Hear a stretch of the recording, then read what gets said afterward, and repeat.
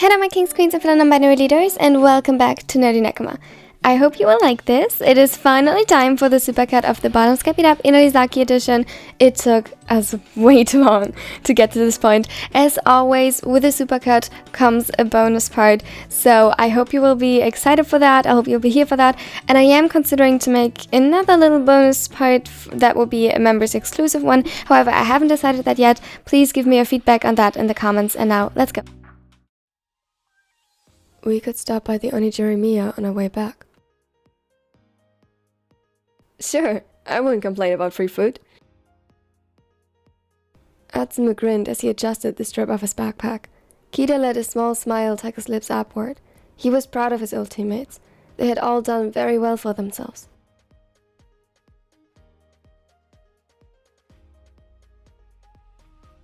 The fact alone that he was currently accompanied by 3 professional volleyball players showed that. He still watched every game he managed to catch of them, though they didn't know that. Today was a lucky coincidence of all of them being in the same city, so they decided to meet up. Kita had a free day, and so did Atsumu, who for part of the off-season stayed with his brother and Suna. Akagi's practice was cut short this morning due to an inspection of the gym, and so a small window of opportunity opened for them to meet again after so long.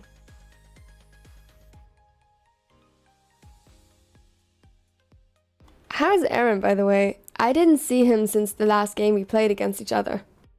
You mean the last game MSBY lost against him? Shut up! We could kick your asses any day. We'll see about that. Kita chuckled at the childish bickering between the two. Some things never changed.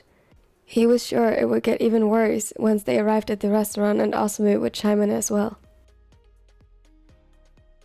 So, how is he? And how's the farm going? Both are good. Well, Aaron injured his foot a little and needs to rest. That's why he couldn't accompany me today, but the doctor said it's nothing major. God, that kind of injuries suck. I can imagine you'd struggle to sit still. Hey, it's not just me. Should have seen Ami when he had to rest his shoulder for real. He was such a baby about it. Sounds like the two of you are perfect for each other. You too, Akagi? What is it, Bully Atsumu Day? They laughed, but Suna patted him conciliatory on the back, and Kita shook his head in faint disbelief.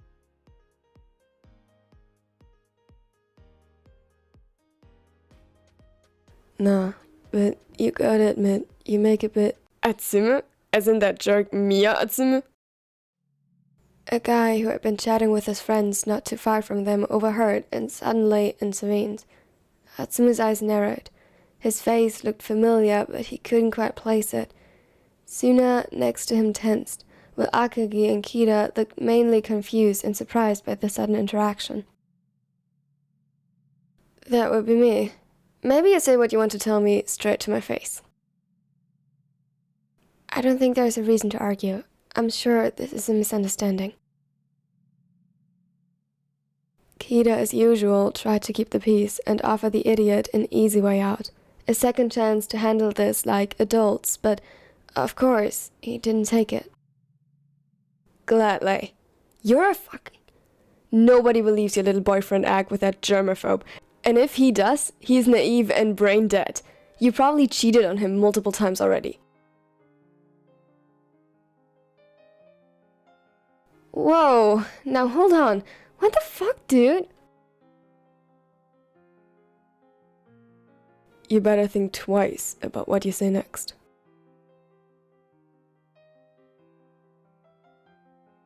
A dark shadow had settled over Suna's face, and this time Kita could very well sympathize.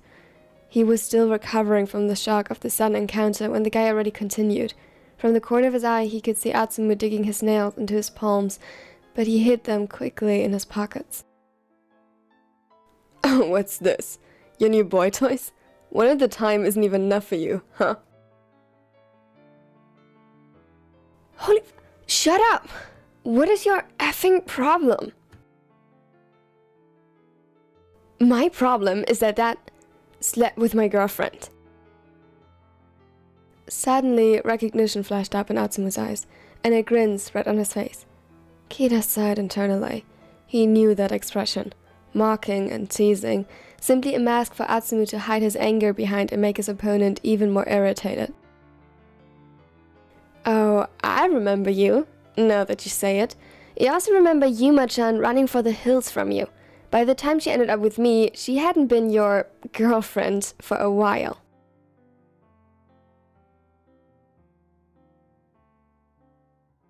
I was about to win her back, but you turned her against me. She only started dating you because she pitied you, and she immediately regretted it when it turned out that you were an outright creep. I can see why now. Kita knew that there was a time between Atsumu starting to play professionally and him dating Sakusa, in which the setter earned himself quite the playboy image. He saw nothing wrong with that, but even then, and despite Atsumu's attitude, he often questioned the validity of that portrayal. It was good publicity, but he doubted it was accurate.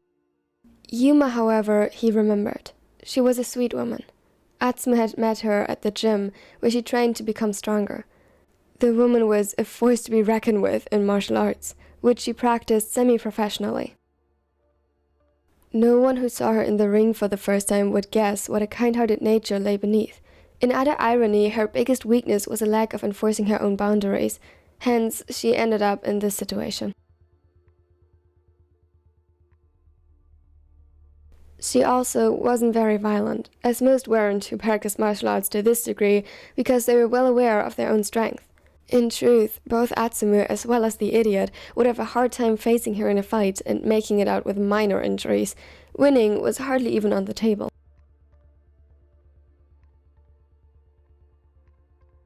But other than her ex, Atsumu wasn't just aware of that, but admired it.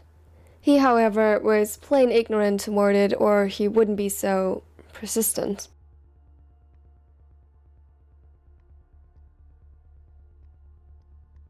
Shut up! If she slept with you, that isn't even worth my time anymore. Atsumu's eyes darkened, and Kita too could feel a distinct discomfort bordering on anger rising inside him. Nonetheless, the setter's grin didn't falter. Oh? Then what's the fuss about? Obviously, there is no reason to argue then.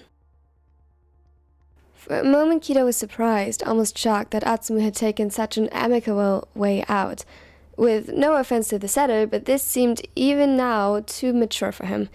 Then, I mean, she is way better off without you, and you can continue to be a pathetic little jerk. It's much more convincing now that she isn't there to make you look better. Really, if your goal is to appear as creepy and miserable as possible, you are doing exceptionally well for yourself. There it was. Though, while it wasn't the approach he favored, Kita couldn't say he disagreed with Atsumu's choice. This guy had definitely crossed the line. He didn't get to enjoy Atsumu's talent for witty retorts for long though, when suddenly, without so much as a warning, the guy hit. He really wished Yuma could have been here right now, but instead, he was left stabilizing a stumbling Atsumu while Suna, having reached his limit, stomped toward the attacker. He had never seen the middle blocker so furious before. It made him falter for a second and stare at him as he aimed to punch back. However, when he turned his attention back to Atsumu, he understood why, or at the very least, he felt the same. The blonde was frozen in shock. His response was nothing like what Kita had expected. Instead of anger or aggression, he was faced with horror. The setter didn't jump at the opportunity to defend himself and punch back. He looked like he had barely comprehended what happened, and his knees seemed to grow weak. Atsumu? The blonde flinched, and his eyes hectically zeroed in on Kita, who found himself feeling as though he tried soothing an injured animal. Puzzled, he looked at him, not prepared for this kind of response. Yet, he wasn't given much time to think about it. Yuma's ex hadn't been alone, and his friends had realized the fight breaking out, and instead of putting their buddy on a leash, who was way out of line, they eagerly joined the fight, giving Suna a hard time, who luckily got supported by Akagi as well.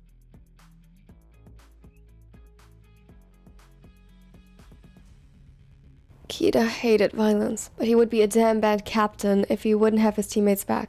Seeing that Atsumu, for an unknown reason, still seemed petrified and in no condition to fight, he placed himself between him and the first person targeting them. He quickly and without warning delivered a punch to the throat, causing them to stumble back and gasp for air. He had to think fast. The quicker they'd managed to resolve this, the better. He tried analyzing the situation quickly and taking as much information as possible. The guy's friend group wasn't much larger than theirs, 6 in total, but 2 stood to the side laughing and not bothering to get involved aside from throwing in a comment or two. In numbers they were equal. However, Atsumu seemed out of it, while the guy he punched already regained composure.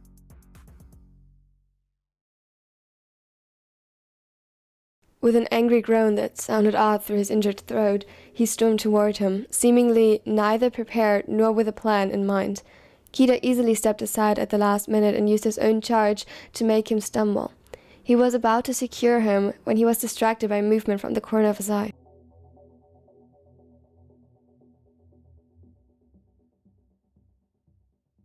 OsaSuna was focused on the guy who had punched and insulted Atsumu. 2 of his buddies had singled out Akagi, probably because he was the smallest, and although he did well holding his own in the fight, 2 against 1 simply wasn't fair. It distracted Kita long enough for the guy he had been fighting to overcome his confusion, latch onto his clothes and push him into the ground. He swung his fist and Kita just had enough time to turn his head and avoid getting punched in the eye. A hellish pain spread from his temple and he gritted his teeth. He expected the next punch to follow suit and fought hard against the sudden dizziness overtaking him and regained control. But before he could land another hit, someone intervened. Atsumu had snapped out of his stupor, though his eyes were still blown wide and his hands trembling.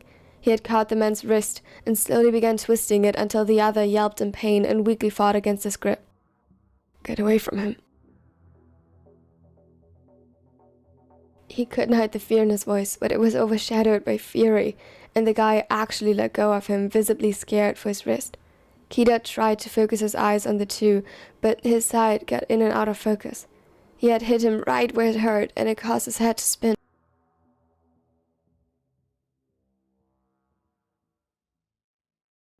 The world blurred out and he noticed little of the rest of the fight, only that at some point Atsumu wasn't torn between engaging and keeping him down anymore and slowly put his attention on his former captain. It was over.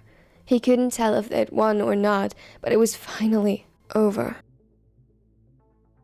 Akagi next to him gasped for air, holding his sides. His face was twisted in pain, but he kept up strong and even forced a grin as their eyes met. Well, what now? The onigiri meal. Atsumu nodded slowly.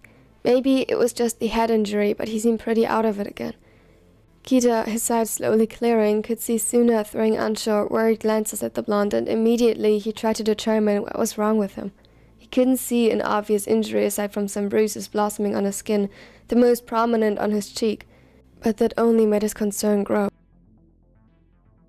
Akagi, despite his own injuries, helped him up, and they walked arm in arm, led by Suna, who was the only one seemingly aware of where they were going.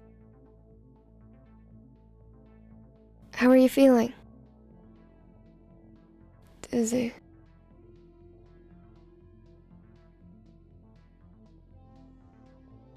I bet. You got hit in the head pretty hard. Yeah, I'm afraid none of us are looking too well.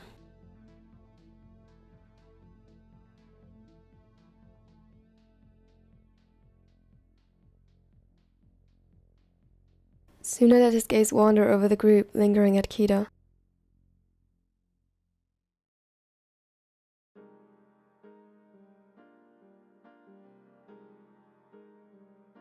I'll call Aaron to pick you up. Good idea. He didn't think he could make it home like this, not before getting a good night's sleep. What about you, Akagi? Nah, I'll be fine. It's not that bad. He visibly flinched every time he made a wrong movement, but to his credit, he could walk fairly well, and with only minimal whines of pain. Suna looked at him skeptically, but ultimately nodded. They reached the entrance to the restaurant with effort and a lot of pain groans, but they reached it nonetheless. Time to face the consequences.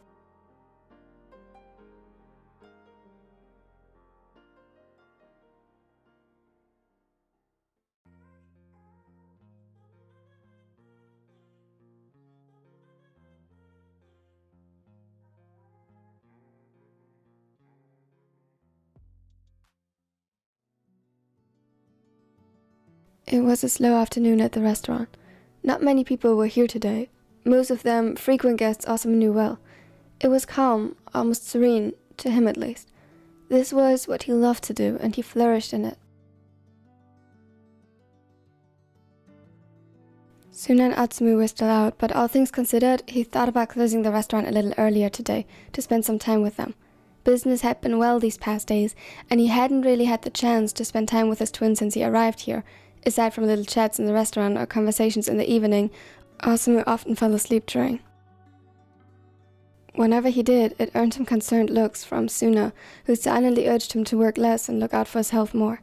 Osamu always reassured him that he was fine, but maybe it was time to put action behind his words. He was just cleaning up a couple of tables when the door opened, and to his surprise, Aaron stood before him. He was walking a bit oddly, causing Osamu to frown in confusion until he saw the splint around his ankle. Aaron, good afternoon. What can I help you with? The older smiled and gave a small bow in greeting. Maybe just a place to sit for now, and then telling me where I can find Kita? Confusion reflected in the grey eyes as he led the eyes to sit down on a chair by the counter so that they could talk while Osamu continued to make orders should any new come in. Kita isn't here yet. Shouldn't you rest with that ankle? Yeah, well, Suna called me that I should pick him up here. It sounded rather urgent, but I guess I was faster than them. Osamu's frown deepened. He didn't like the sound of that at all, though maybe the former captain just had gotten sick. Still, couldn't they have given him a ride home instead of calling Aaron with his injury?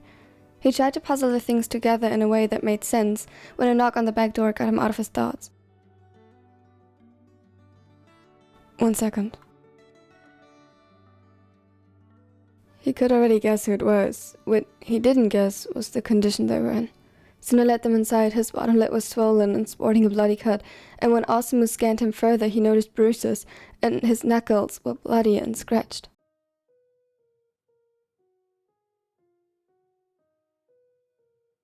Behind him, Atsumu was uncharacteristically quiet, with a huge bruise blossoming on his cheek. He looked down and didn't meet his gaze. Akagi was holding Kita upright, who seemed a little out of it, and he himself looked barely any better.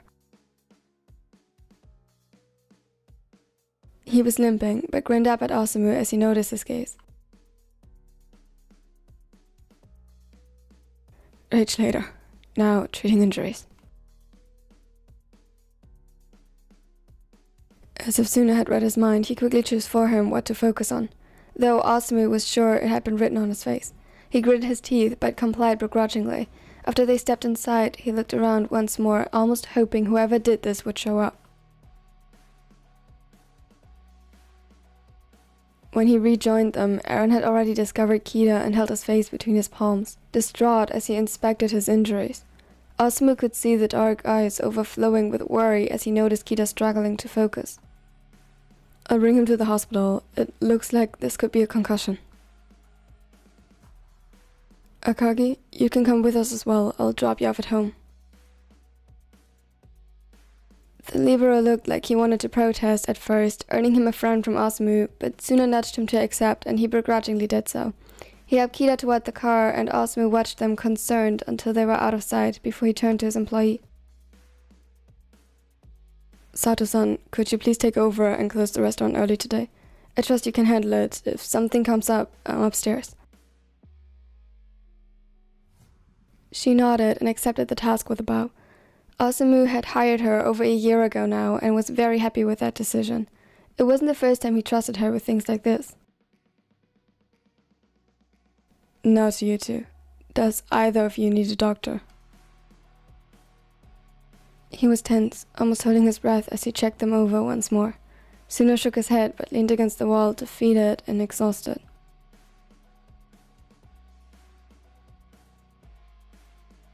I don't think it's that bad. Are you sure? He nodded, smiling up at the silver-haired weakly. OsaSuna accepted reluctantly. Promise me you'll tell me immediately if it gets worse. Both of you. They nodded, though the witty remark he expected from Atsumu never came. He exchanged a glance with Suna, who silently replied with later. He agreed and slowly led them up the stairs to their apartment. He watched both of them closely for any injuries only apparent when moving, but all he noticed was Atsumu flinching whenever a loud noise tore the air. His heart shattered seeing his twin like this again.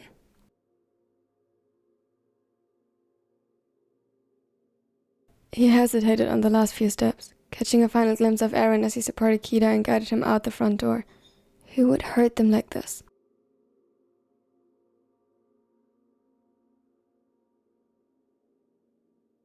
The anger boiled hot inside him, and his grey eyes had turned into a raging storm barely contained by the need to ensure the safety of his loved ones.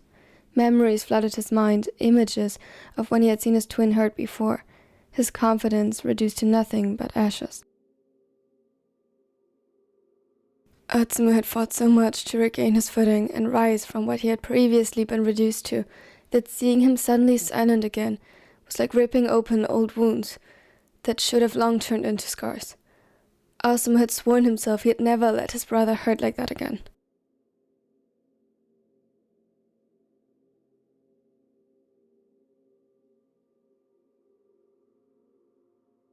With a deep breath to compose himself, he followed the other two into the apartment. The silverhaired knew from experience that his anger, although on behalf of his brother rather than being directed at him, wouldn't be well received. He had to harness it. By the time the door closed behind him, Suna had already settled the two of them at the kitchen table with a first aid kit. He looked up as OsaSuna entered and gave him a small smile as he wrapped an ice pack into a towel and handed it to Atsumu. The small motion caused the cut on his lip to reopen, and he hissed, barely audible. Before he could do something, OsaSuna had already rushed to his side and cupped his cheek with one hand while reaching for sterile gauze with the other, and carefully pressed it to the wound. Suna winced, and a small frown set between his brows as his eyes shut, but he didn't flinch away from him. Carefully, OsaSuna inspected the injury and the bruises he could find. "Where are you hurt?" Suna pulled away from him a bit, but squeezed his hand soothingly as he saw OsaSuna's pained expression. "Not much more than this. Just some superficial bruises and scratches." He wrapped around his knuckles to soothe the aching around where they had been bruised upon impact. They were bloody, but upon further inspection it wasn't his own blood. He didn't have a single laceration on his hands, having carefully avoided the teeth of his opponents. Still, there were sprouting hues from red over purple to blue as the bruises started to blossom. OsaSuna sighed and quickly rushed the middle blocker over to the sink, where he cleaned his hands with lukewarm water before wrapping them and offering him an ice pack as well. He was still in the process of wrapping the ice pack in a towel to avoid frostbite when suddenly the sound of a door shutting closed echoed through the flat. When he turned around, Atsumu wasn't at his place anymore. He put the ice pack aside and rushed to walk after him, but a hand closing around his wrist stopped him.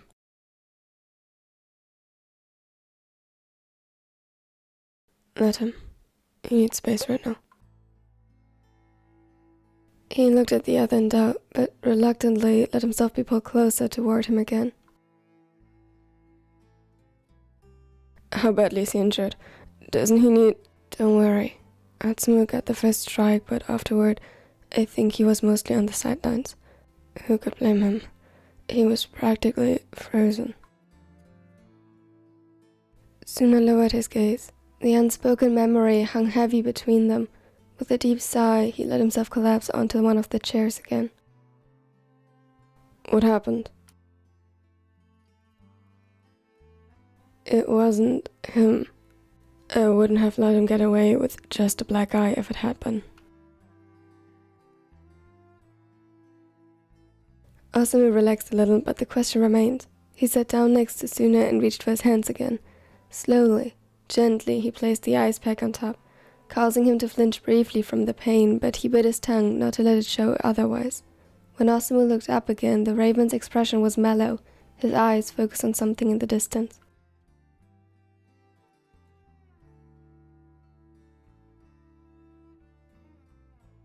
Remember Yuma? She and Atsumu dated briefly. Nothing serious. Osamu nodded. Yuma was fierce, yet always polite. In a way, she reminded him of Hinata. She was easy to be around. Well, she and Sumu seemed to have a similar bad taste in ex-boyfriends. The guy recognized Atsumu on her way here, and apparently he blames him for their failed relationship. Atsumu wouldn't let him simply tarnish her name, and, well, he didn't like being called out for the idiot he is, and punched him. Then I punched him back, and so on. Suna seemed annoyed by it more than anything, but underneath Osamu recognized the same worry he harbored for his brother. Sorry that I didn't realize sooner what he was planning. That isn't your fault. We both know Tsumu would never blame you for that.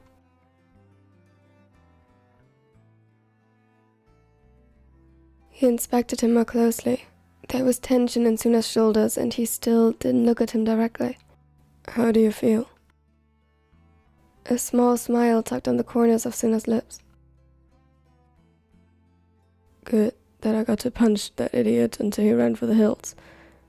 But also, like I should have reacted sooner. Osamu acknowledged that with a small hum, got up and leaned forward to pull the middle blocker into his arms. With him standing, he rested Suna's head against his chest and hid his own face in the black hair. Anything else? Are you sure you will be okay? A small chuckle echoed between them and resonated in Suna's chest. He pulled him tighter. You worry too much. I just don't want you to think I only care about my brother. Then you mean the world to me.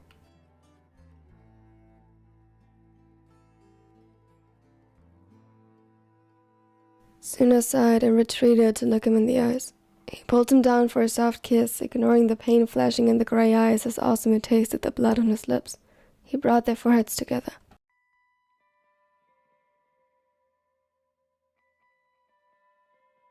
I know. And I know why you care so much about Sumu. Don't forget that I have known you both since high school, and I was there when it happened. Atsumu wasn't the only one getting hurt in the process. It's natural to worry about him, especially with that in mind.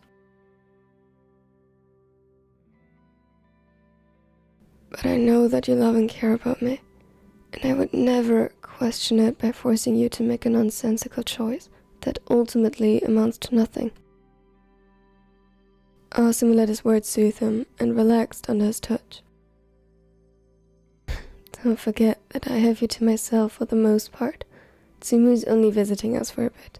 You don't have to worry alone anymore.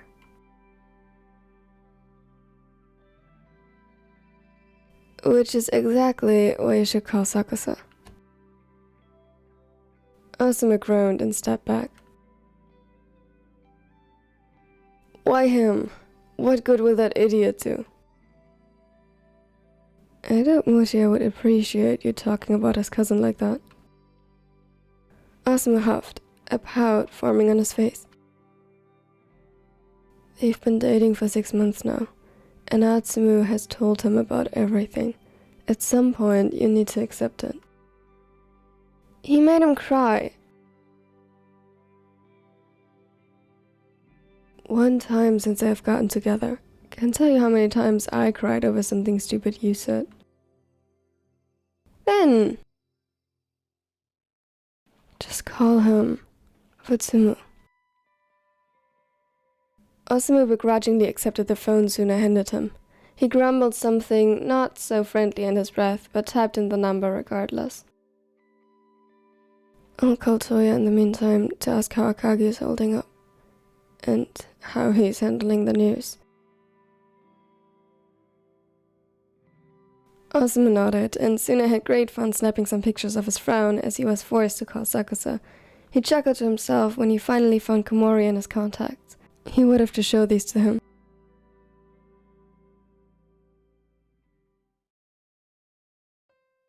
Kita's head rested against the cool surface of the passenger window.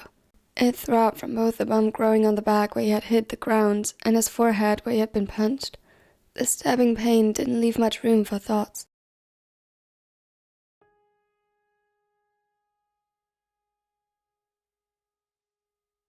For a moment, his eyes glanced over to the apartment building they had stopped in front of.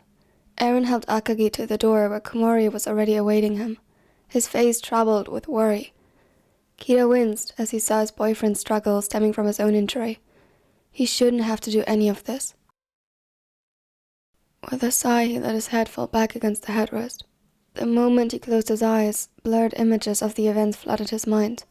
In retrospect, with his head protesting any efforts in pain, everything about it seemed too hectic and loud. But while most, after the first punch toward Atsumu, had blurred in the chaos of the situation, there was one thing he couldn't forget about.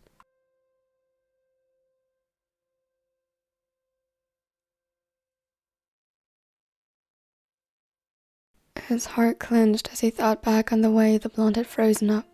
The shock was etched into every fiber of his being, his expression coined by utter terror. He doubted he would ever forget that.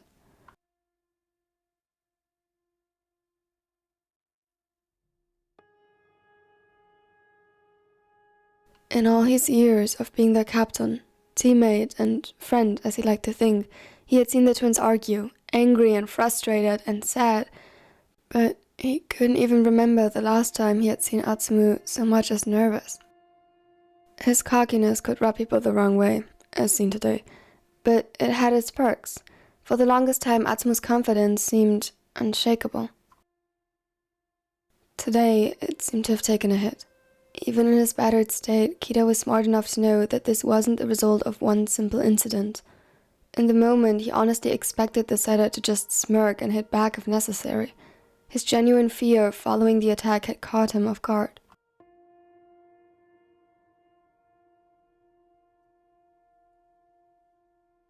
On top of that, he couldn't remember the last time he saw Suna that angry.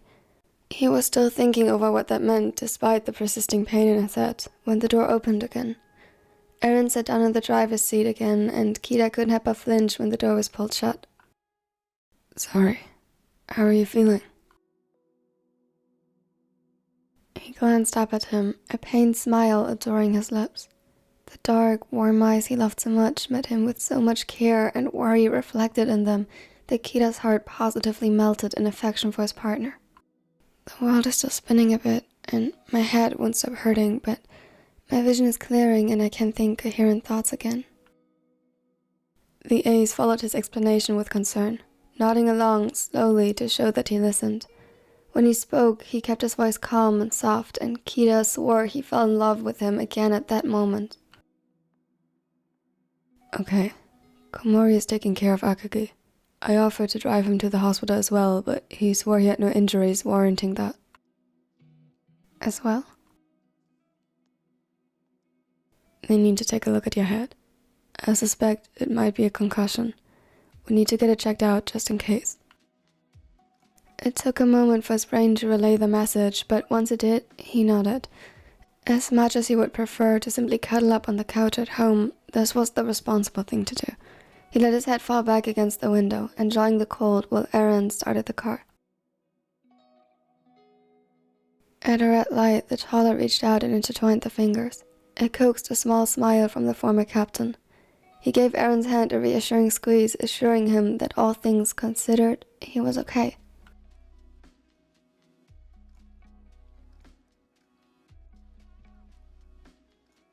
Something the doctor confirmed them as well after some tests and waiting longer than necessary in the ER. The diagnosis seemed clear. A blunt head trauma resulting in a concussion of medium severity, most likely caused by first being slammed to the ground, then again when the punch hit him. He was ordered to rest and take it slow the next couple of days, and sent home with some pain meds. Upon arriving at the apartment, Aaron took these instructions more than a little literally.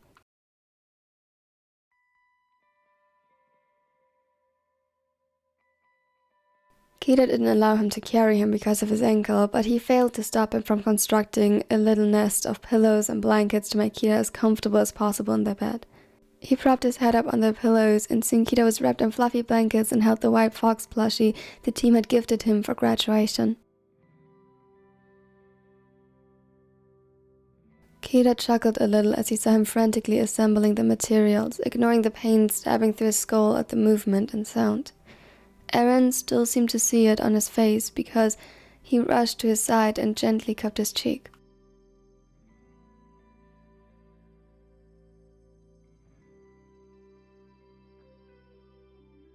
Hey.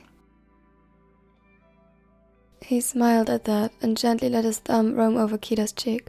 The silver-haired had managed to distract the other from his worry at least a bit. Can't even let you out of my sight for a second, huh? He laughed again. The pain was worth seeing Aaron's eyes light up. It had taken years for him to reach this level of expressiveness around the other, and a little concussion wouldn't stop him from making his beloved smile. Yes, I'm terribly irresponsible if left on my own. That caused Aaron to chuckle as well. How was your head? Kita sighed but leaned into his touch regardless. He wished he could erase the worry that coined the toddler's expression and soothe his anxiety. Still hurting, but the painkillers are slowly taking effect. It is to be expected that it'll take a bit. I know. Doesn't mean I don't wish I could simply take the pain away from you. You're so sweet. He smiled as Aaron slowly climbed into bed beside him and gently pulled him to his side. The warmth radiating from him was soothing, familiar. What happened? You're not exactly known for getting into fights. Kita nodded thoughtfully. He took a moment to sort his thoughts and assemble them into a coherent response. Before he started, he rested his head upon Aaron's chest. The rhythm of his heart was soothing and aided him in getting a clear head.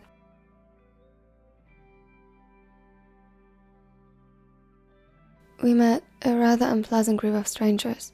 One of them recognized Atsumu and sought a fight with him.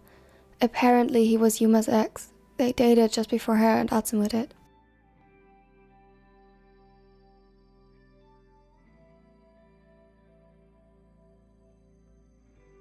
Aaron hummed to signal that he understood. The low sound resonated pleasantly in his chest, and Kita snuggled even closer. He seemed to be under the illusion to have some right or claim to Yuma's affection and accused Atsumu of manipulating her into rejecting him. At that, Aaron scoffed, visibly irritated, and Kita could only agree with the sentiment. The audacity some people have. He nodded against his chest and took a couple more deep breaths before continuing. Yeah, it escalated rather quickly after that. He punched Atsumu without real warning. When Suna punched back, a full fight ensued, with his friends backing him up. I defended Atsumu. He seemed in shock after the first attack. But eventually I got distracted when two of them focused on Akagi and the one I was fighting took the opening. That was foolish of me.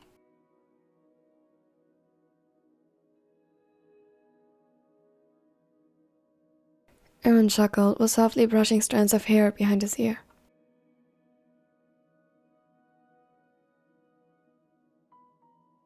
You can hardly blame yourself for that. After all, the last time I checked, you didn't have a lot of experience in the field to rely on. A small pout formed on Kita's face, and he turned around to face Aaron, who, upon seeing it, immediately leaned down to kiss it away. Successfully. Kita started giggling and squirmed a little in his hold because the swift butterfly kisses tickled. Eventually, his beloved had mercy on him and pressed their lips together in a proper kiss before letting him rest once more against his chest. "And you're sure you aren't hurt in any other way?" Kita shook his head in loving exasperation, but the smile still played on his lips. "Yes, I'm certain. I wouldn't keep an injury from you, especially not one that could cause complications or turn into something worse." "I know. I believe you. You just seemed so troubled for a moment when retelling the events." Kita nodded slowly, his gaze turning serious. He knew what the ace was referring to and what had caused his hesitation. He just wasn't sure it was his place to speculate. But the more he thought about it, the clearer it became that it truly was troubling him.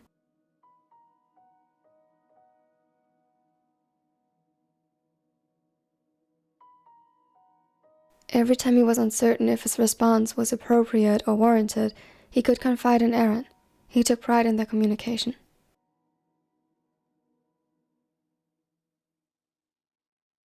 Atsumu reacted oddly. I expected him to fight back or brush it off, but instead he seemed shocked, terrified even. Additionally, he was quiet ever since.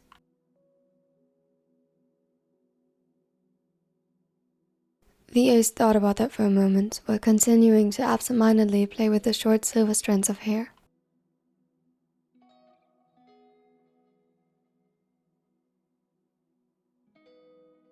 Usually I'd say that it's normal to be shocked when suddenly hit in the face, but with Atsumu it does seem odd. That he was quiet afterward is concerning. I'm glad you think so too. Partially, Kita would have preferred if he had written it off as an overreaction on his part, for Atsumu's sake, but he was glad that his skill to read the twins hadn't completely regressed. Do you think we should ask him about it? I'm not sure. Definitely not soon while he's still recovering. Kita nodded. It was for the best to let the events sink in, process them, and ultimately let the pain it caused pass. One more thing. You did win, right? Surprised, Kita looked up at him before a laugh bubbled up in his chest.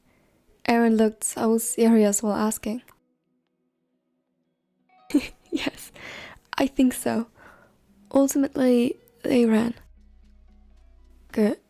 Don't look at me like that. I just wanted to know if I needed to avenge you. He smiled up at him brightly. His pain had long been subdued by the medicine, allowing him to thoroughly enjoy his boyfriend's protective streak. I would have kicked their butts for simply thinking of hurting you. I know, and I love you for it. He leaned up to kiss him gently. They spent the rest of the afternoon in bed, minding their injuries. Aaron checked in on him frequently as the doctor recommended to catch any abnormalities caused by a brain injury or swelling early. Kita quickly grew tired after the pain was gone and assured Aaron about 1,000 times that he wouldn't suddenly die from getting some sleep. They fell asleep embracing each other tightly.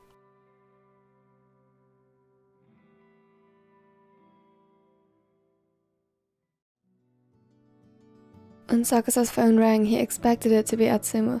The blonde had called him every day without exception since he went to stay at his brother's for a while, making Sakusa roll his eyes, but maybe, just maybe, it coaxed him to smile a little as well. He enjoyed the calm that he only got when the setter was out for a while since they moved in together. Yet, he had to admit it felt a little empty at times. He missed the little things. Like Atsumu brushing his teeth before kissing him good morning, or the warmth he provided while watching TV, and him crying at the most mundane scenes, and then calling Sakusa a sociopath when he commented on it.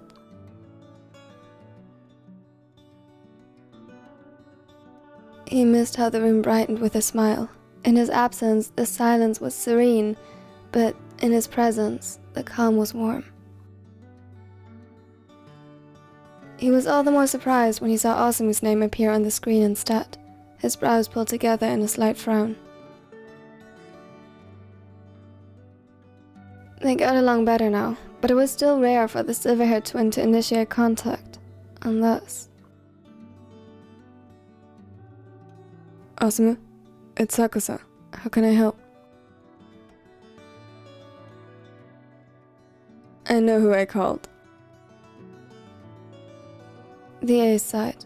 The Miyas are truly a breed of their own. It's about Atsumu. At that, he sat up, closing the book he had read before and placed it on the coffee table. He didn't like where this is going. He didn't like the tone in which he said it.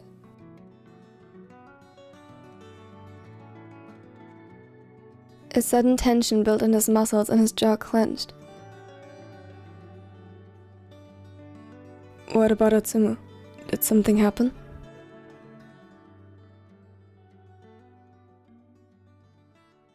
He's injured. How bad? He froze for the blink of an eye before he shot up from his seat and rushed to put on a jacket and shoes. His heart was picking up speed as he moved, going through the different possibilities in his head and trying to come up with a plan of action for each of them. Risks and treatments began piling up in his head.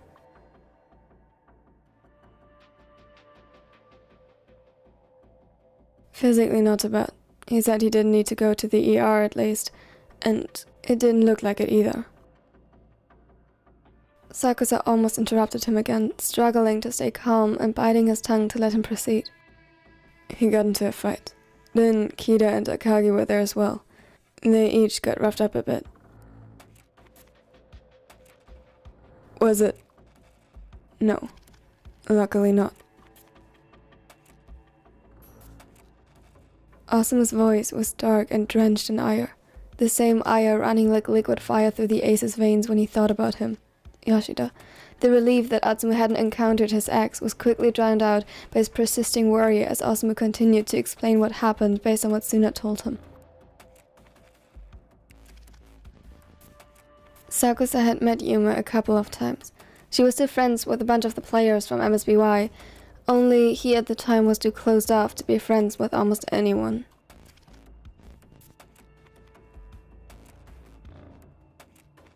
And maybe he had been a tiny bit envious that she got to be with Atsumu, but it wasn't like he would admit that, neither then nor now.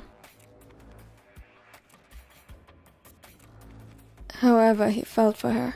If they met again, he thinks he would like her. A tragedy that she was just as bad at picking ex-boyfriends as Atsumu was.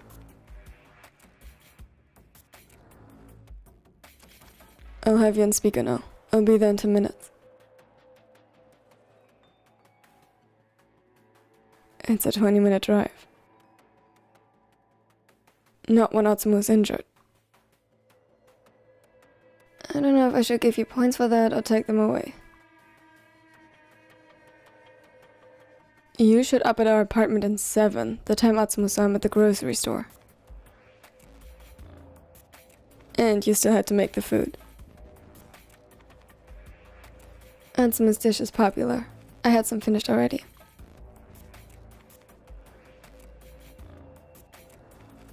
My point still stands.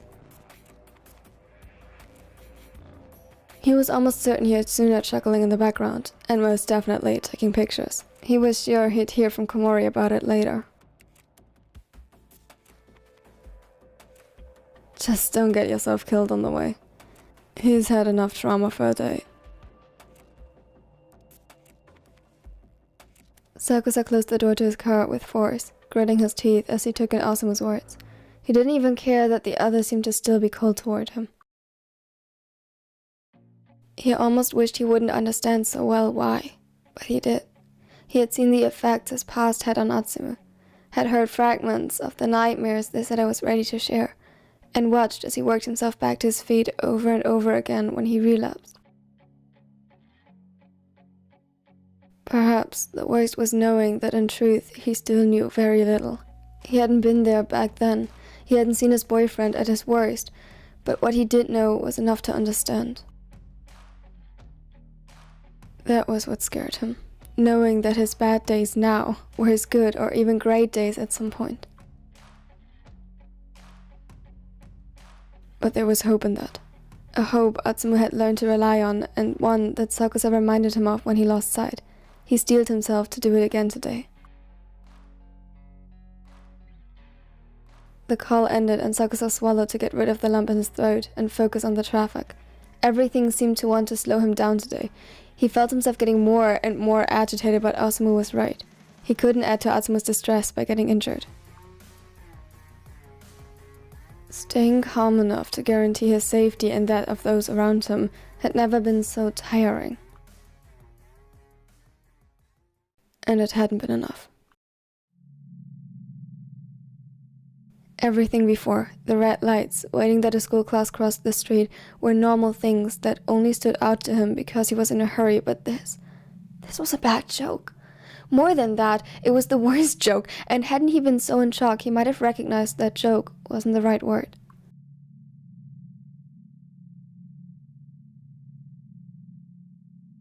He had barely time to register what was happening. There was a screeching sound to his left, then suddenly a cacophony of shattering, metal scraping against metal, and the delayed screams of bystanders.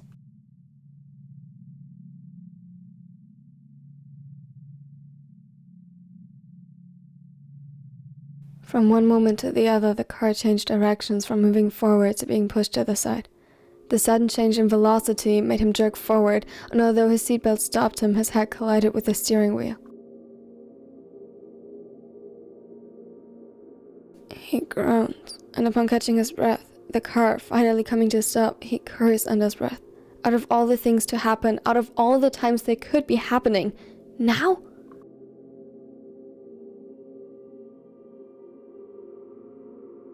It had been his turn. He had been careful. Why? Disoriented, he looked around. The world had turned into chaos around the crash site, but in the mess, Sakusa could recognize a couple of police uniforms already. He sighed. At least hopefully, this would mean it could be resolved fast. He was about to try and free himself from the seatbelt when a knock on the window startled him. Sir? Can you hear me? He nodded, squinting a bit as his eyes had trouble focusing. It was hard to describe how Sakusa felt in this moment. His mind was still with Atsumu. He hadn't processed what had happened at all yet.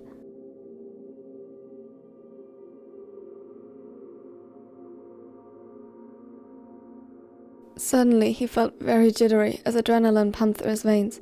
His head was buzzing, and it was as if his brain alternated between taking in a lot more information than usual and blurring and blending them into one another.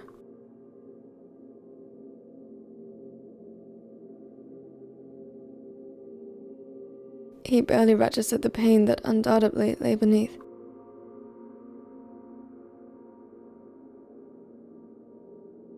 Please try to move as little as possible. Can you open the door? For a moment he wondered, how had the paramedics gotten here so fast? He blinked a couple of times to clear his head. It took him a few more seconds to process what they had said, and he reached out to carefully open the door. It clicked, and immediately they helped him and pulled it open fully. A bright light was shown into his eyes and he blinked again. They spoke to him and each other, but he was too busy trying to get everything into order to understand. Seems to be in shock. Mild head injury, probably a concussion. Bruising on the chest and neck area.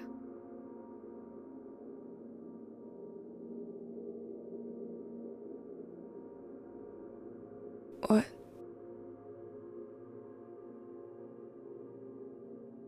Sir, can you try to follow my finger with your eyes? Try not to move your head.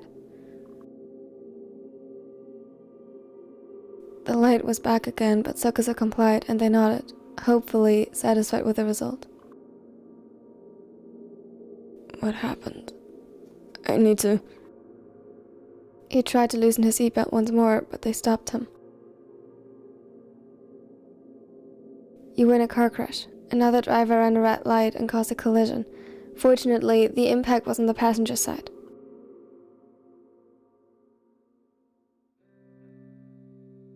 They spoke slowly and clearly, and SakuAtsu was grateful for that. Slowly the fog around his mind cleared. Your neck seems to be fine so far. However, you have a head injury and some bruising where the seatbelt restrained you.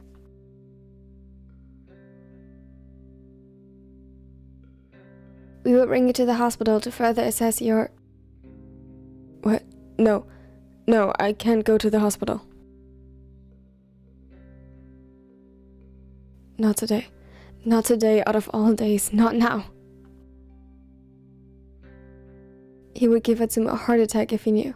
He would probably give him a heart attack either way, but he needed to be there for him now. Sir, I really think you should... No, I can't. My boyfriend... I need to see him. He's distressed. I need...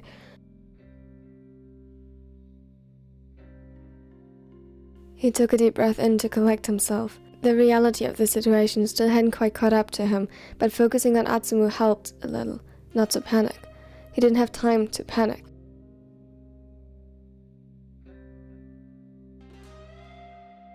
Your injuries could be more serious. Further assessment and screening could help make sure nothing worse happened. It's most likely concussion, isn't it? I can do that. I'm an athlete, I had those before. I promise I'll rest. It isn't far from here. I need to go to him. Now. They didn't look happy with his reply, but turned to their colleagues. SakuAtsu was checked over once more. His head injury, which turned out to be a small laceration on his forehead, was cleaned and covered with medical tape. It helped that the adrenaline slowly faded and he felt more put together again. That also resulted in the pain becoming more front and center, though. He was given pain medication, and after they tried once more to persuade him to go to the hospital, they relented, explained the risks to him in great detail, and urged him to visit a doctor at least the next day, and earlier if he noticed anything off or his symptoms worsening. SakuAtsu promised he would, and that he would rest, and that he wouldn't be alone. He would have someone to look out for him. That he cared more about that person's well-being right now than his own, he didn't mention. Lastly, a police officer asked him a few questions, took his personal information and confirmed what the paramedic already told him about the other driver speeding and running a red light.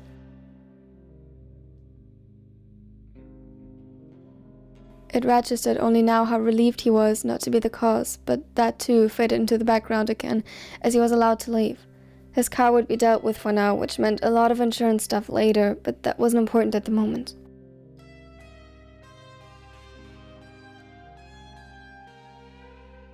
The ace was determined to get to Atsumu as quickly as possible, this time on foot. He ignored the aching in his chest and head, which fortunately got better as the painkiller did his job. When he finally arrived at the Onigiri-miya, his mind was focused again.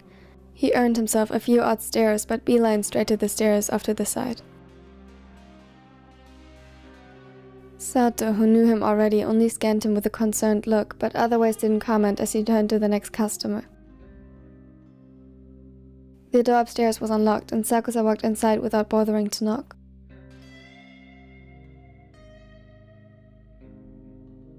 "10 minutes, huh? It's been almost an hour." "It's been 40 minutes, don't exaggerate." Suna and OsaSuna sat at the kitchen table, and SakuAtsu followed their voices as soon as he took off his shoes, in the hopes Atsumu would be with them, but he wasn't.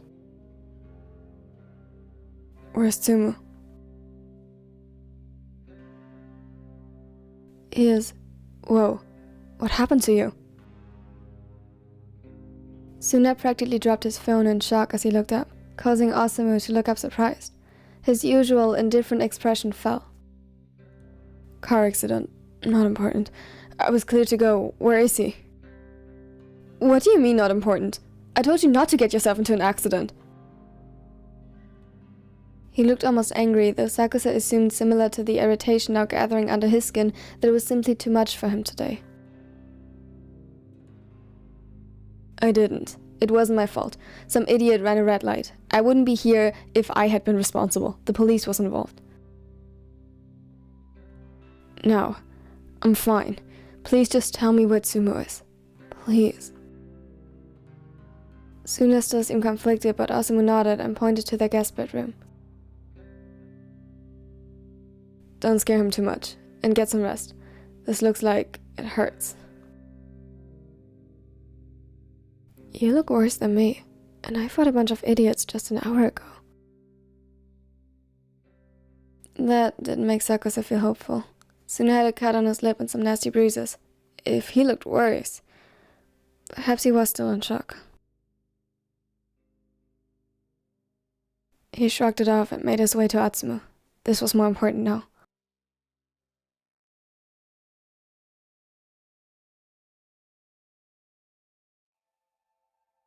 A shadow had claimed the room as the sun wandered to its highest point in the sky. The guest bedroom had a window pointing east, and slowly darkened as the morning bled into the afternoon.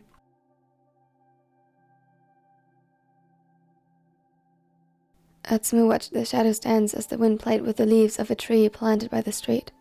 It had a calming effect, taking his mind off the memories threatening to resurface. He listened to the soft rustling that might just be in his head, considering the window remained closed. The side of his face that had been struck felt warm and began to swell. It was uncomfortable. There was a slight pounding just underneath the skin that was more familiar than he'd liked, and yet, as he leaned back and trained his eyes on the tree outside, he felt at peace. It was an odd feeling, and for a moment he feared he might be dissociating, but when he checked, he felt grounded in his body. He felt safe. He knew he was always safe with Samu and Suna, but it still had taken his nervous system a while to catch up, and yet, today, despite everything that happened, he could sit here in the familiar room and his heartbeat calmed.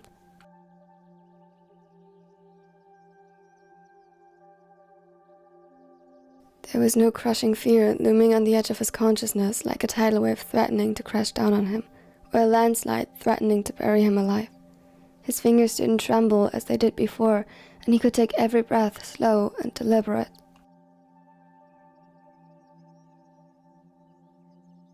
He couldn't remember the last time something triggering came up and he managed to calm so quickly, perhaps because it never did since his triggers had been established. He sighed, and a half of disbelief escaped his throat. Who would have thought? He never would have dared hoped he had made it so far already.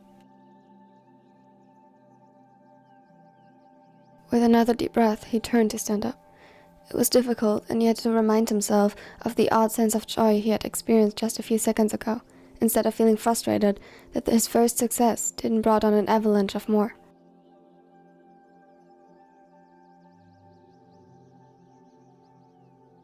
Baby steps, he reminded himself as he froze once more at the door when footsteps echoed from the hallway on the other side. He was even more taken aback when the voice calling through the door wasn't Osamu's, but Sakusa's. Atsumu.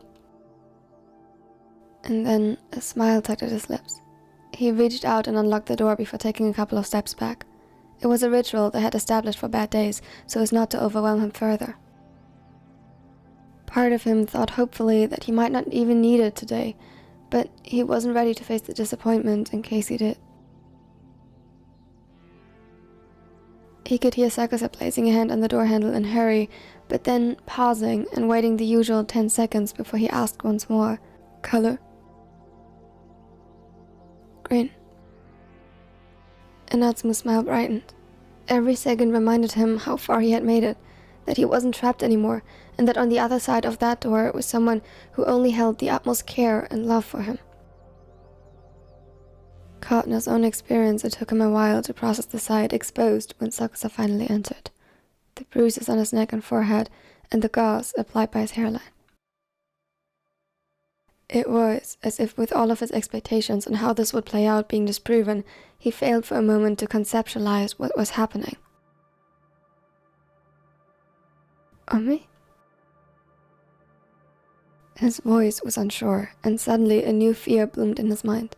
Before he got the chance to act on it, SakuAtsu approached him carefully. How are you feeling? Is it okay for me to be here? If it is too much, I can leave again, I understand. I just need you to be okay. Atsumo's eyes widened, and he slowly reached to pull SakuAtsu closer by his sleeve. The others still looked at him in shock. A familiar anxiety pulled in the dark eyes, and he scanned Atsumo from head to toe, visibly flinching as he saw the bruise on the side of his head.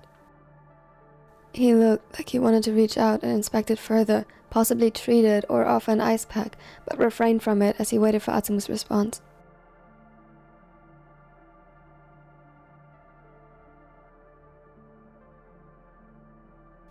Ami, what happened to you? Slowly, his worry caught up with his setter as he tried to make sense of everything. You didn't try to go after them, did you? Rin already... He was interrupted by a short laugh. A sigh of relief escaped the ace and he shook his head. No, I didn't. Don't worry about me, love. I'm fine, just a little concussion. But how? SakuAtsu took in a deep breath as he rested his head against Atsumo's neck, suddenly looking much more exhausted. Car crash, but nothing bad. Car crash?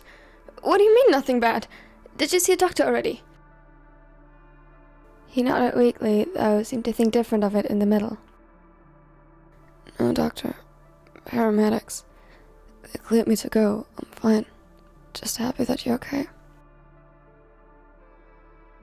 He sounded even more tired now, and Atsumo felt his heart pounding in his chest as he would have expected it to before. He slowly closed his arms around the human version of a black cat that was his boyfriend. You idiot. If you got into a crash because of me, I'll never forgive you. It was a lie, and he knew it, but he would at least pretend to be really mad once SakuAtsu was better. He was, at least in part. His worry was eating him alive as he pictured what could have happened.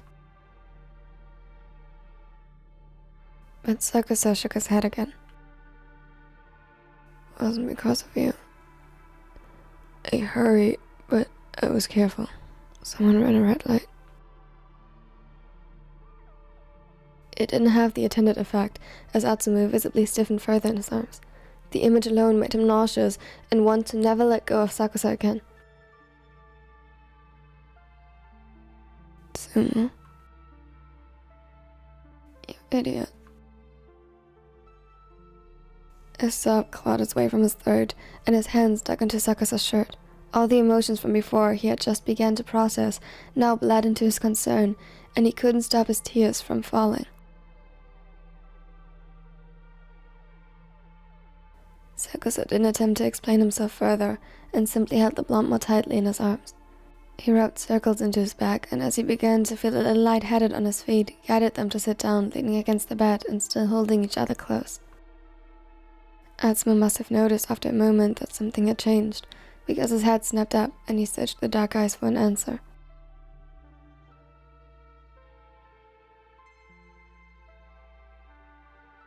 What? How are you feeling?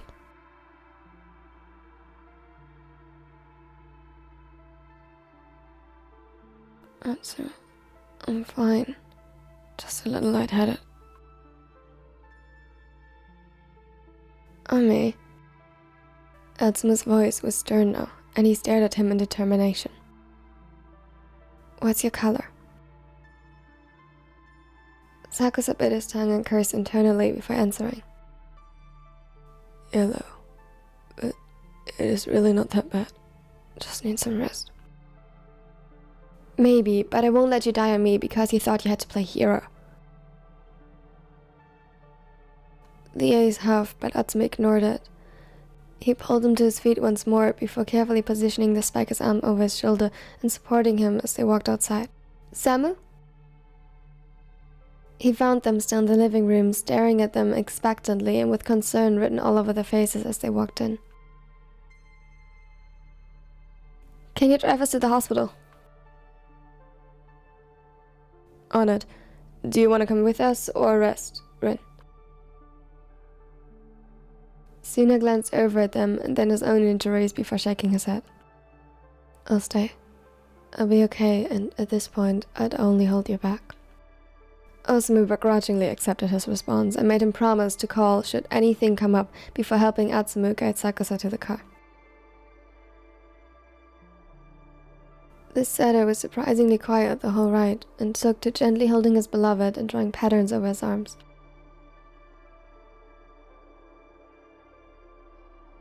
He only started going off on his tangents again when the doctor cleared Sakusa of any worse suspicions than a medium concussion, to which the ace had a hard time not to look a little smug. "It could have been something bad. It could have been worse. Even the doctor said so." "Yeah, but it wasn't." "Not the point. Next time, let them bring you here right away." Osamu observed the lovers' quarrel from the sidelines.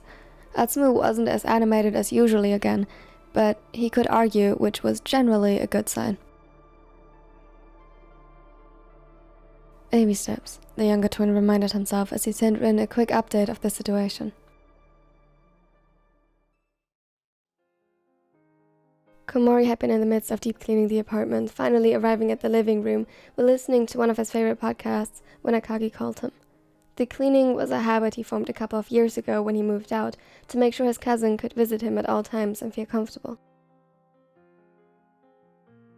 Now he was almost stumbling over his own feet while struggling to get rid of the gloves and rushing over to the kitchen counter where he left his phone. He was a little out of breath, and his skin sported a couple new bruises where he had collided with the furniture in a rush, but a huge grin split his face regardless. Akagi and him hadn't been together for very long, 4 months to be exact. He didn't even think they had much of a chance, since he was already dating Suna and Osamu at that point, the arrangement being fairly new as well, and he didn't know what Akagi thought of polyamory.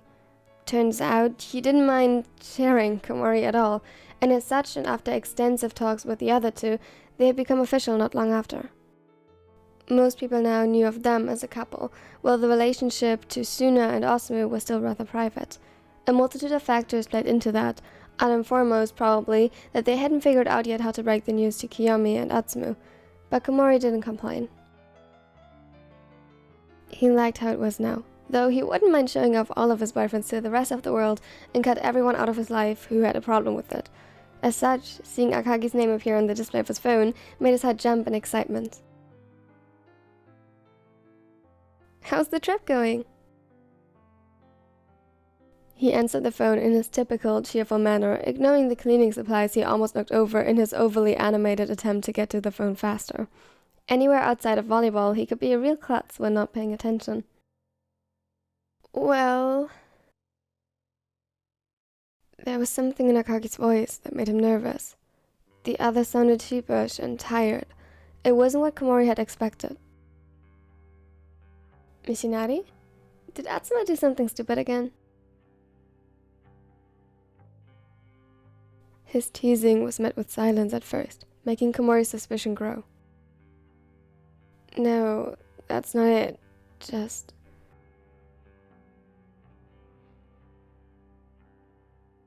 "Did he find out? About Lin and Sam?" His heartbeat accelerated as he suddenly grew nervous. Of course they'd have to tell them eventually, but he felt so unprepared at the prospect. "Of course not. I know I'm not the best at keeping my own secrets, but I know you're still nervous about this." "It's not because I want to hide it or anything, just Samu..." "Motsuya, I know." He heard a sigh from the other end of the line.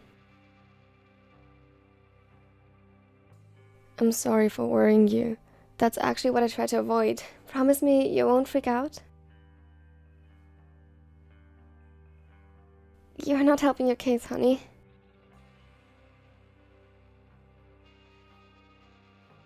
Akagi chuckled a little, and from the background, Komori recognized Aaron's voice as the taller spiker encouraged him to just spit it out. I didn't know AranKita found the time as well. That's great. Komori had seen him a couple of times at the restaurant and quickly understood why the twins were so fond of the ace. He was kind and reliable. A good friend one could count on.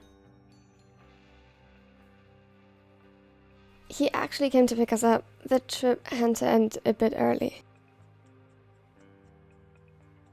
The cheapish tone had returned, and Komori's eyes narrowed a little in concerned confusion.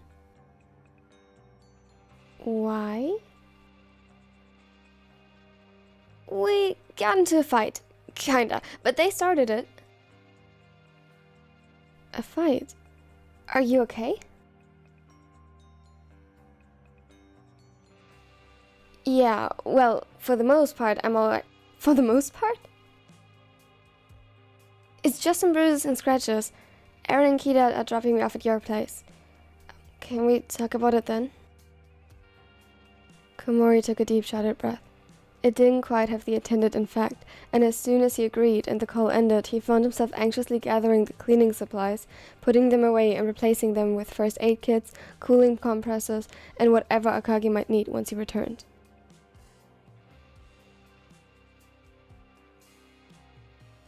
Akagi let himself sink into his seat with a sigh, finally allowing the pain to show on his face. Warmth pooled uncomfortably in his left knee and the bruises littering his skin.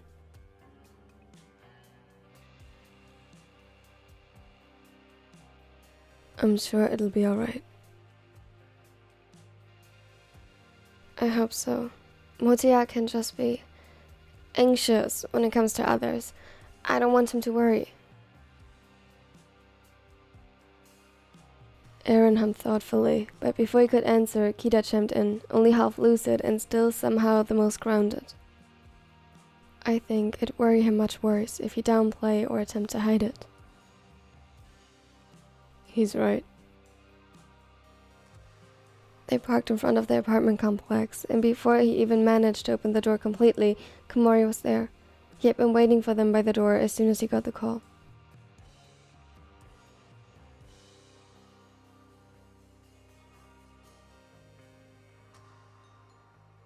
Akagi smiled up at him sheepishly, while Komori's expression was coined by worry. He looked like he was about to bury him under questions, but Akagi intervened. Let's go inside first. Komori nodded, thanked the others, and quickly slung an arm around his middle to support him as he saw that he favored one leg over the other. They made it up with effort and a lot of patience, but they made it. Inside, Komori guided him to the couch where Akagi found a pile of first aid kits, ointments, and medicines stacked on the coffee table.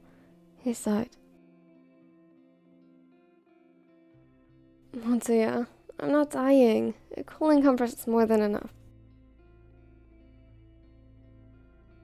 Well, I couldn't know that when you just called and said you were injured, could I? His cheeks turned red as he sorted through the pile, before quickly grabbing a cooling compress from the freezer and wrapping it in a towel. Here. Where does it hurt the most?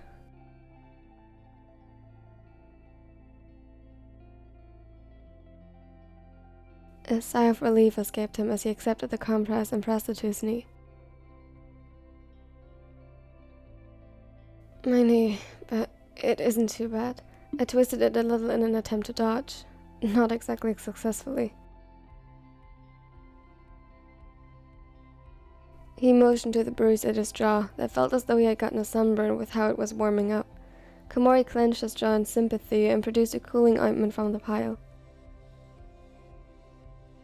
He gently cupped his injured cheek while applying the medicine.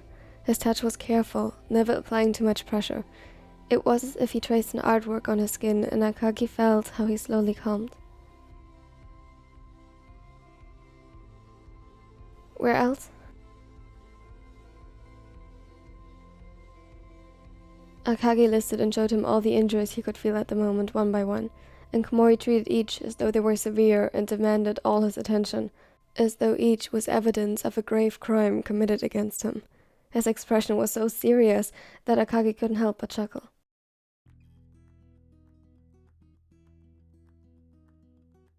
What? He looked at him confused.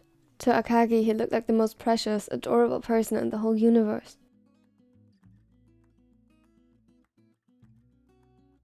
You seem so much more offended than me on my behalf. A pout formed on the taller's face, and he turned back to treating the last bruises on his knuckles. Well, maybe you should be more offended. How did this even happen? As Akagi explains, Komori never let go of his hands, massaging them gently.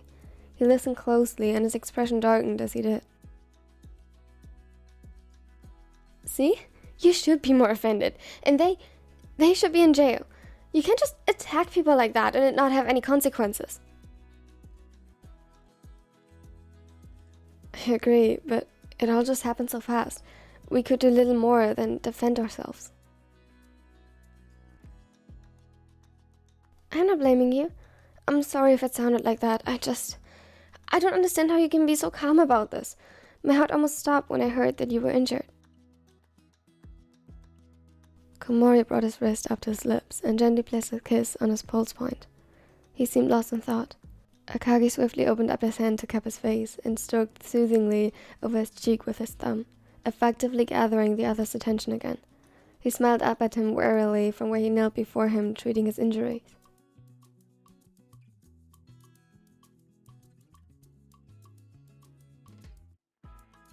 Why should I focus on some idiots when I'm here with you? There's no reason for me to worry about my injuries when you treat them so carefully.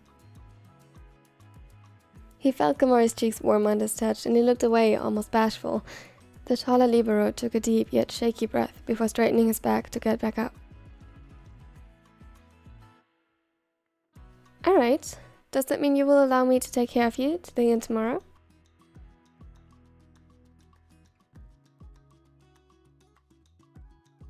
Damn, he walked straight into that. Didn't you already? Komori just raised an eyebrow skeptically. It was an open secret that professional volleyball players, especially those in their friend group, seemed notoriously bad with taking a break. He sighed. Fine, if you don't go overboard. Komori huffed, offended, and crossed his arms. When have I ever? Now it was Akagi's turn to look at him skeptically and subtly motion for the pile of supplies on the coffee table. The other didn't dignify that with an answer and instead set out to prepare a movie marathon for them. It warmed Akagi's heart to see how much he cared about him.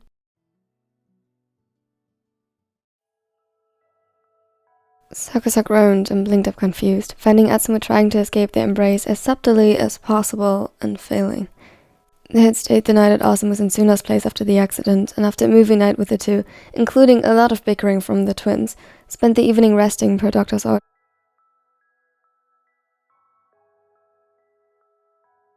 Now, Atsumu seemed to have forgotten all about that as he hesitantly searched to gather his clothes and seemed almost frantic in his pursuit of his phone.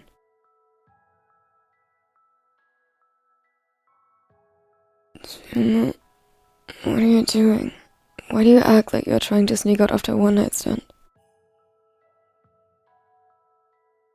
The blonde flinched, visibly unaware that he had woken his boyfriend, but his shocked expression quickly morphed into one of mock offense.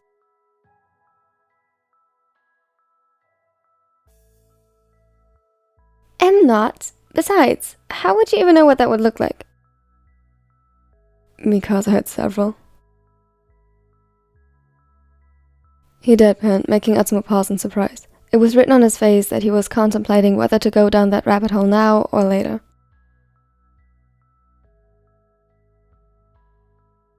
In college? Yeah.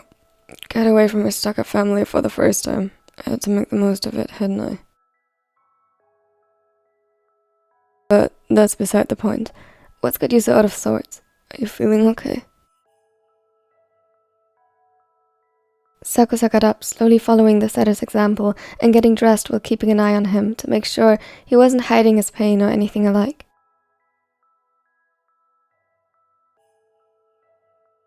Atsumu averted his gaze slightly, his nail sticking into his palm.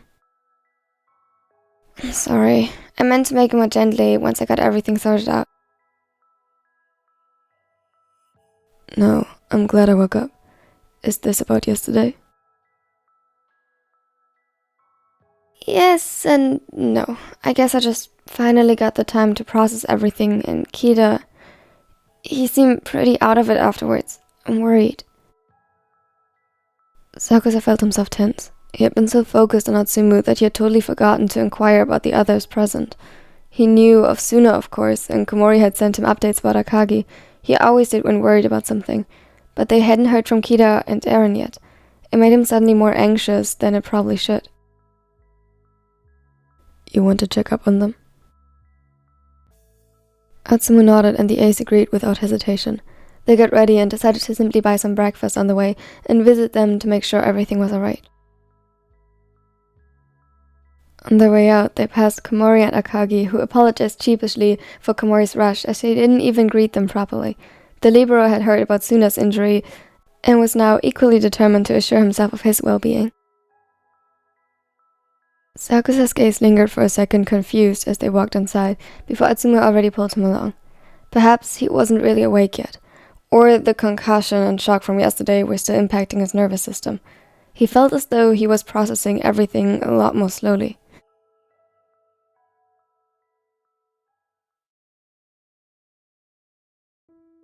Morning, Kita-san. Atsumu grinned up at the silverhead sheepishly, presenting the breakfast they bought. Sakusa gently pressed a hand to the small of his back to calm him as he moved to stand beside him. I hope we're not intruding, but we wanted to make sure you're feeling okay after yesterday's event. And we bought breakfast. The surprise on Kita's face melted into a soft smile and he stepped aside. That's very thoughtful of you. Please, come inside. I'll get Eren and set the table. As he disappeared in the hallway, Sakusa's heart beat a little better. He seemed fine at least. Aside from the small bruise on his forehead, one could hardly tell there was anything amiss.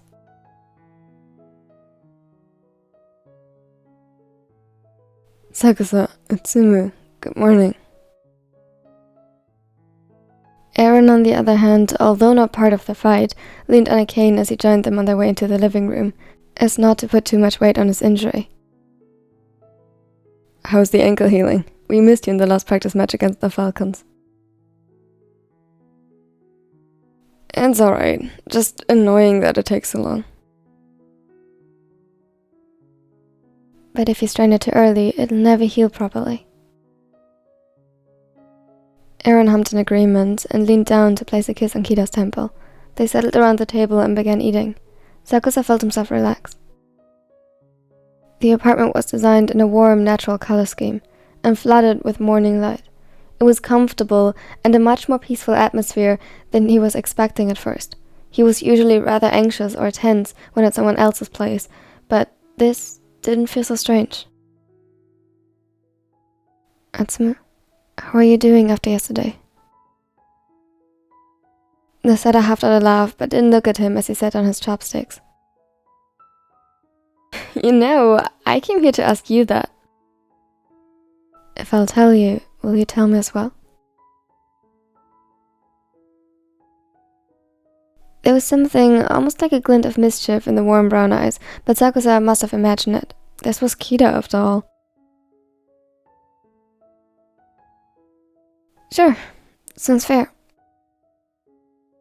Yet, Atsumu didn't seem too thrilled about it. Sakusa knew why. His past wasn't one easily shared, and he doubted he would be detailed about it. I'm feeling okay. I still have a bit of a headache and was instructed to rest due to the concussion, but it's already much better. I'm fine too. It shocked me, that's all, but I feel great now. Sakusa saw in their eyes that they knew it wasn't the full story, but they didn't press the issue. Relieved and grateful, Sakusa focused on his food again, when suddenly Eren spoke up with a frown, pulling his brows together. You weren't there as well, were you? No, I was pretty shocked though when I heard about it. Yeah, I can imagine. My heart almost stopped when I saw Shinsuke like that. Kita gave him a sympathetic smile and rubbed over his arm soothingly. I was just confused because of the bruise at your neck. How did that happen? He froze, pursing his lips slightly. He had forgotten about that. In fact, the whole car accident seemed like a distant memory, unimportant in the face of everything else that happened. Oh, that... It wasn't anything serious. Yeah, right. That idiot got himself into a car accident when rushing to check on me. I told you already that's not what happened. I wasn't rushing or speeding, the other driver ran a red light. Which doesn't make it better, so stop downplaying it. I definitely got a heart attack when you almost passed out on me because you didn't bother letting them take you to the hospital. Their bickering was interrupted ironically by the sudden silence at the other side of the table, and Sakusa looked up only to find them both shocked. Something he somehow didn't think Kita was capable of.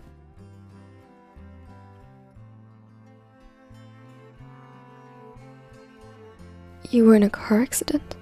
Yesterday? Yes, but it really wasn't that bad. I just got a slight concussion and some scratches and bruises.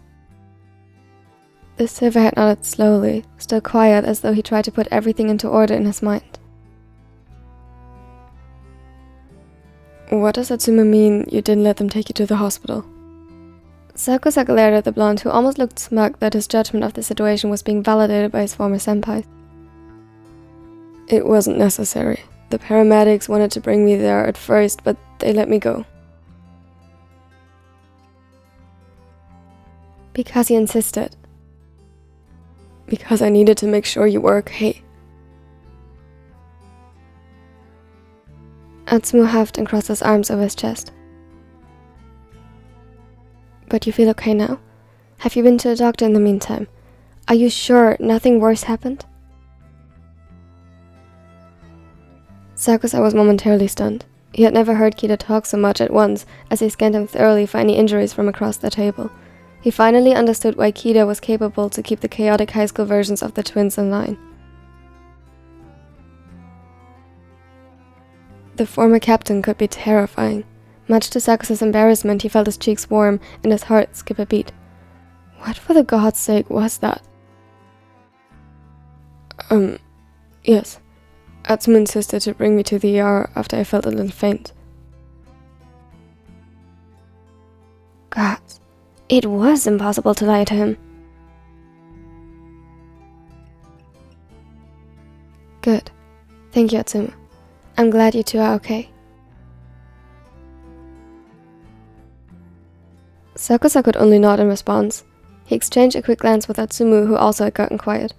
The ember eyes found his, and written all over his face was practically, "I know, right? Do you get it now?" The ace nodded. He understood now that none of the rumors about the silverhead had been false. And worse, he completely understood now how and why Atsumu developed a crush on him in high school. Sakusa might just fall for him now. It was made all the worse that with his defense already broken down, Aaron's warm chuckle struck him straight to his core as the ace tried to return to more light-hearted topics, his voice gentle and gaze soft with care.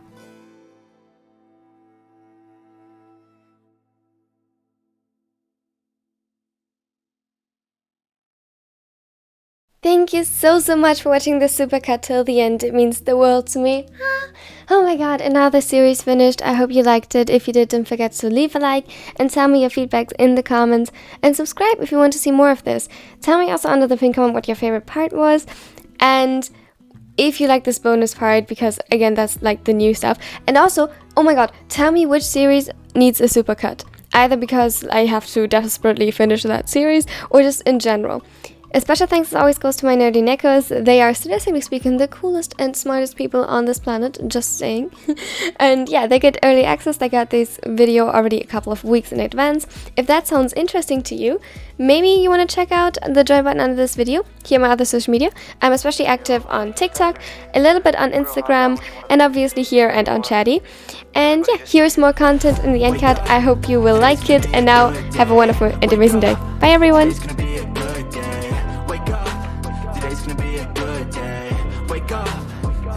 be a good day. Wake up, today's gonna be a good day.